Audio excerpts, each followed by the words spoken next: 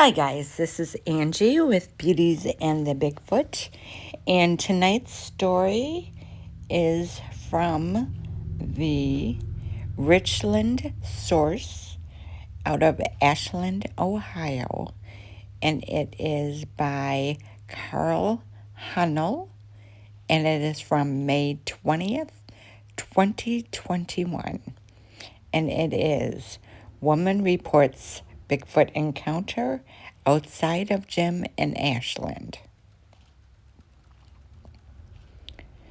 The 20-year-old woman walked out of the warehouse 24-hour gym around midnight, her workout complete. She turned to the right and headed to her car in the well-lit parking lot.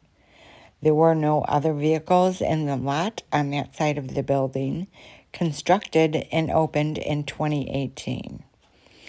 But she was reportedly not alone on the cool, clear spring night of April 24th. The woman heard a twig snap. She looked and saw a creature 7 or 8 feet tall and covered in gray fur, racing back into the woods about 30 yards away.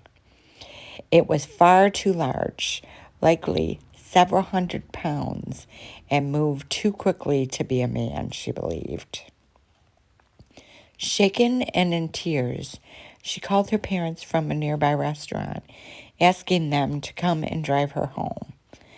She had likely encountered a Bigfoot, according to a nationally acclaimed Bigfoot investigator, Matthew Moneymaker, who has devoted much of his life to the pursuit of the mysterious creature, including the national cable TV show Finding Bigfoot.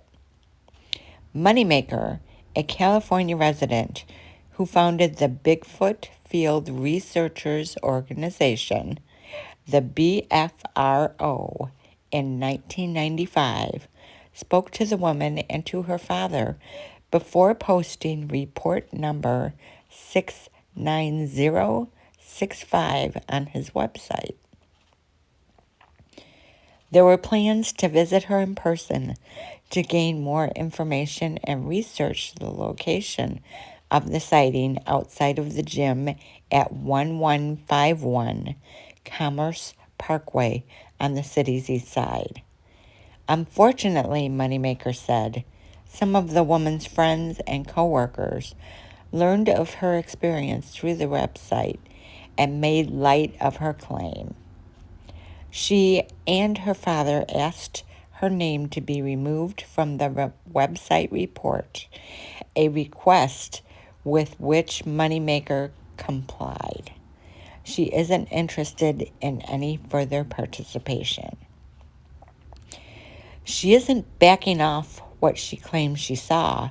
She stands by what she saw, and so do her parents, he said. She is a young woman and doesn't want people who may be ignorant making fun of her. I believe her, and I do think it happened. This is not a hoax report. Moneymaker, who has lived in Ohio for 4 years early in the 1990s while earning a law degree from the University of Akron, said the woman's stories raised more green flags than red ones. It was those green flags that led me to believe there is something to this, he said. Her father is the one who filed the report on the website. He has a lot of trust and faith in his daughter and what she said she saw that night. He knows she saw something that scared her. According to the report Moneymaker authored, the Ashland woman was certain the creature she saw was not any other kind of animal or a human being in a costume. It ran back into the woods at an angle to the right and was quickly obscured from her view by the corner of the gym building. She only saw a side view as it ran off with large arms swinging. She said she most likely would not have noticed it at all but for the noise of the twig breaking, which she assumed was caused by the creature standing on wood debris, Moneymaker wrote. The way it bolted off when it fled is what frightened her the most. It was very fast. The girl's father went to the site the next morning and found lots of deer tracks in the exposed patches of ground around that parcel of woods, a quarry often pursued by the Bigfoot, according to Moneymaker. Moneymaker, who is familiar with the area, used maps available on the internet to examine the surrounding area, resulting in more green flags. Whichever way that deer would use to access that island of woods behind the warehouse gym is likely the same pathway the Bigfoot would have used, Moneymaker said. If a deer or a Bigfoot came to those woods from the north, there is only 100 yards or so of exposed field to cross in the dark before reaching a large swampy area connected to the Jerome Fork of the Mohican River. So the location is more plausible for a Bigfoot than it appears at first in the aerial photos. The key element is the presence of deer. That shows that there is both a pathway and a reason for the Bigfoot to approach the edge of development late at night, Moneymaker said. He said the most recent economic development on the eastern edge of Ashland has likely encroached on the areas that Sasquatch have frequented previously unseen.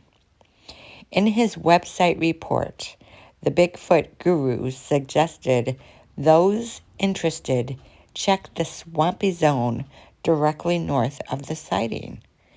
A specific place to look for tracks would be where the swampy zone and the Jerome Fork passes underneath the I-71 freeway.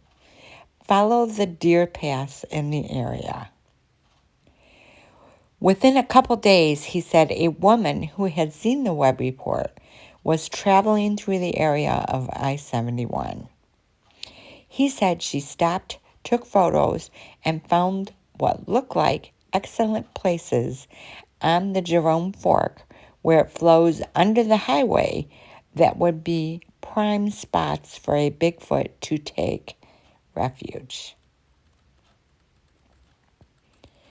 Moneymaker assigned the Ashland sighting a Class A rating on his three-tiered scale. According to his website, the difference between the classifications relates to the potential for misinterpretation of what was observed or heard. A given witness might be very credible, but could have honestly misinterpreted something that was seen, found, or heard. Thus, for the most part, the circumstances of the incident determine the potential for misinterpretation and therefore the classification of the report. He said Class A reports involve clear sightings and circumstances where misinterpretation of other animals can be ruled out with great confidence. In Ashland, there are only three possibilities. Either the witness is lying, which I am sure she is not, or she saw somebody in a Bigfoot costume, which makes no sense. Ordinarily, in a hoax, the person reporting the sighting or taking photos is in on the scam. Or thirdly, she saw a real Bigfoot, which is the case that I believe here. After a while of doing these kind of investigations, you get pretty good at knowing when someone is telling the truth, Moneymaker said. He said there have been thousands of credible Sasquatch sightings over the years, including many in the Mohican River area, adding more credibility to the Ashland woman's report. My hypothesis is that they follow water, creeks, streams, rivers, ridge lines, abandoned railroad beds, as well as power line routes. Those are the same pathways that are followed by the deer, which are what Bigfoot are seeking, he said. According to the website, this marks the sixth Bigfoot sighting in Ashland County, dating back to 1943, when a man recalled being picked up by a Bigfoot as a child. More recent, in 2015, residents at a campground near Loudonville reported seeing a tall figure, perhaps 8 feet tall, in the shadows before it bolted away. Moneymaker said Ohio has become a hotbed for Bigfoot sightings. It's where he had his own face-to-face, sitting in a wildlife area in eastern Ohio in the 1990s. His website lists 309 Ohio sightings, though he said many more go unreported. There have been 4 in Richland County and 1 in Knox County.